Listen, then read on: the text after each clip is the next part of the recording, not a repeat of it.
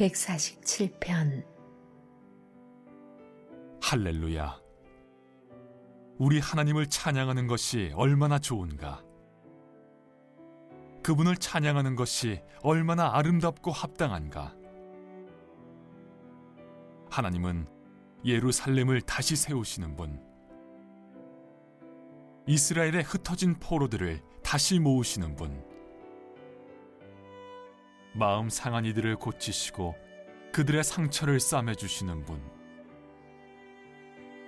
별들을 세시고 그 하나하나에 이름을 붙이시는 분. 우리 주님은 위대하시고 그 힘이 무한하시니 그분의 지식과 행하신 일들 결코 헤아리지 못하리. 하나님은 넘어진 이들을 다시 일으키시고 악인들을 시궁창에 처박으신다. 하나님께 감사 찬양을 드려라. 내 악기로 그분 앞에서 연주하여라. 하늘을 구름으로 채우시고 땅을 위해 비를 마련하시며 풀로 산을 푸르게 하시고 가축과 까마귀들에게 먹이를 주시는 분. 그분은 힘센 준마에 감동하지 않으시고 근육질을 대수롭게 여기지 않으신다. 하나님을 경외하는 이들만이 하나님의 주목을 받고 그분의 권능에 의지할 수 있다. 예루살렘아, 하나님께 경배하여라. 시온아, 내 하나님을 찬양하여라.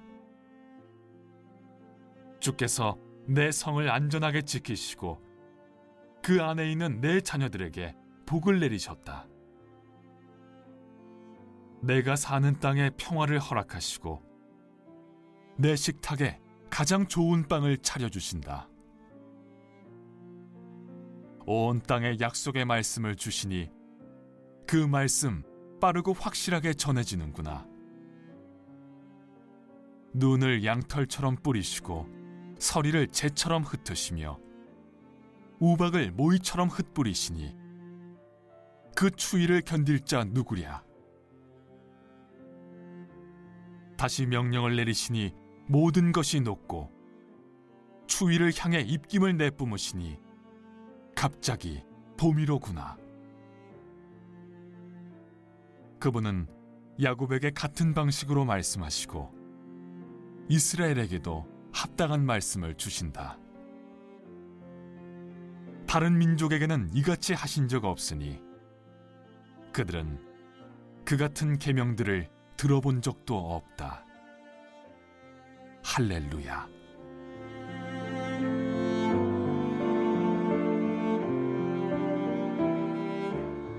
시편 146편과 마찬가지로 147편도 할렐루야로 시작해서 끝나며 창조주이자 왕이신 하나님을 찬양합니다.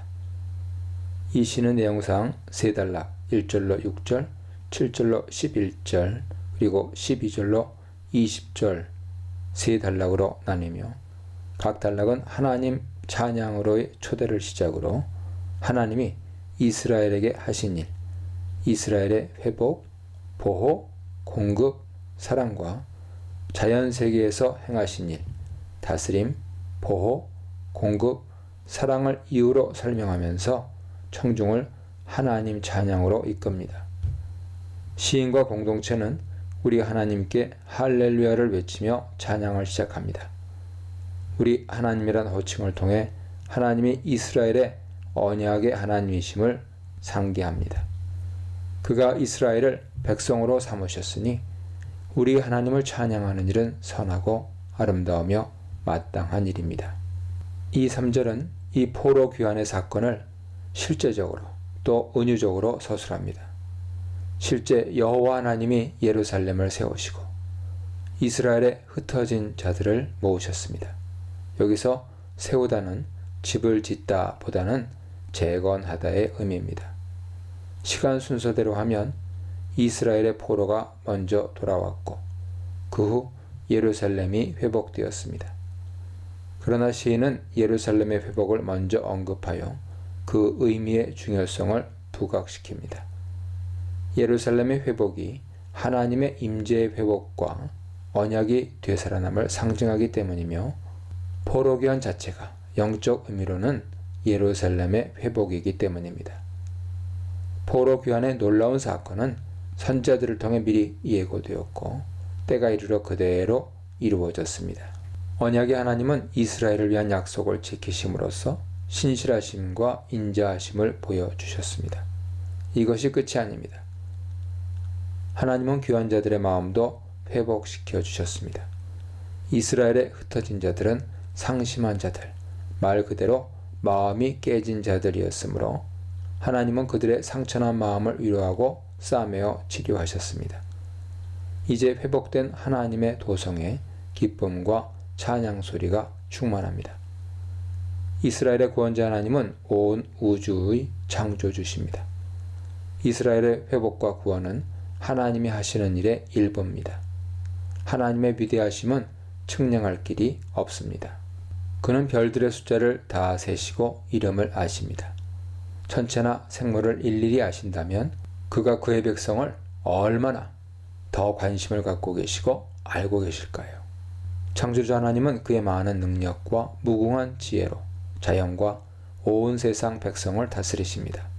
하나님은 공의로 다스리십니다. 그러므로 겸손하여 낮아진 자들은 흔들리고 넘어져도 하나님이 견고히 붙들어 주시고 세워주십니다.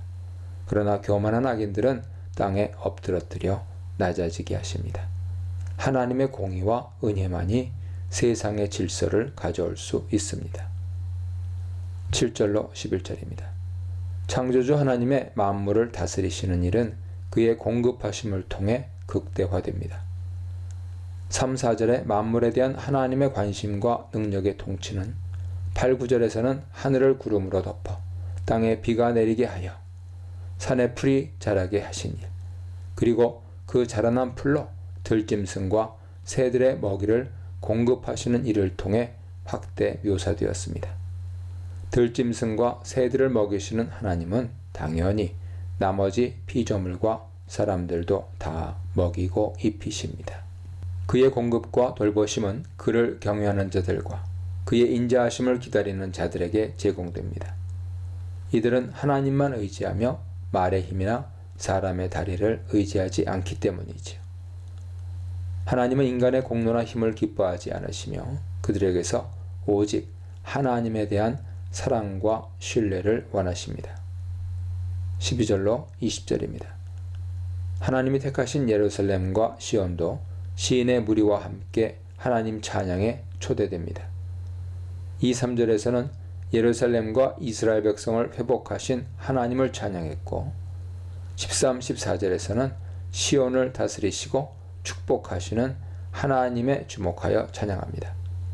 이를 통해 이스라엘의 하나님의 임재와 언약이 회복되었음을 한층 더 부각합니다. 하나님은 회파된 예루살렘의 성벽과 성문과 문빗장을 재건하여 이를 물리적으로 외형적으로 견고하게 하셨습니다. 이제는 성의 문빗장을 견고히 하심으로써 이방인의 공격을 막아내고 안정과 평화 속에 거주할 수 있도록 내적으로 견고하게 하셨습니다. 인간이 방어막은 세워도 안전을 보장할 수 없으나 하나님이 직접 문빗장을 든든히 하셨으니 그의 허락 없이는 아무도 시온의 안전을 회방할 수 없습니다. 시온의 경계에 군사적 안전을 보장해 주신 하나님은 성내의 주민과 그들의 삶에도 평안을 주셨습니다. 먼저 각 가정에 평안과 형통함으로 축복하셨습니다. 하나님이 이들이 사는 경내로 번역됐죠. 경계에 평화를 두셨고 질 좋은 밀로 그들을 먹이셨습니다. 이처럼 13, 14절에서는 하나님의 조건 없는 축복이 강조되었으나 이 축복은 시온에 거주한다 해서 저절로 임하는 것이 아니라 10, 11절에 암시된 하나님을 경외하며 그 말씀을 행하는 진정한 언약 백성에게 임할 것입니다. 시온에 대한 하나님의 축복은 시온을 위해 기도한 백성의 간구에 대한 응답이기도 하며 그 무엇보다 하나님의 은혜입니다. 이스라엘의 왕이신 하나님이 시온에 함께 거하심으로 성은 요동치 않고 영원히 있으며 백성의 기쁨과 찬양이 계속될 것입니다. 하나님의 다스리심은 15절로 20절의 공통 주제로 등장한 하나님의 말씀과 연결되어 창조세계와 이스라엘의 다스림에 있어 말씀의 역할과 의미를 전달합니다. 먼저 15절로 18절은 만물을 말씀으로 다스리시는 하나님을 찬양합니다. 말씀으로 눈을 양털처럼, 서리를 재처럼, 우박을 부스러기처럼 뿌리고 흩날리는 모습. 말씀으로 이것들을 녹이고 바람을 불게 하여 녹은 물이 흐르게 하시는 모습은 신비로움과 아름다움을 묘사하며 하나님이 겨울과 봄 등 계절과 기후를 정하셨음을 보여줍니다. 시편 74편 보세요. 천지 만물을 말씀으로 명하여 창조하셨듯이 하나님은 말씀으로 자연에게 각자의 임무를 명하셨고 이로 인해 자연 세계의 기초와 질서가 세워졌습니다.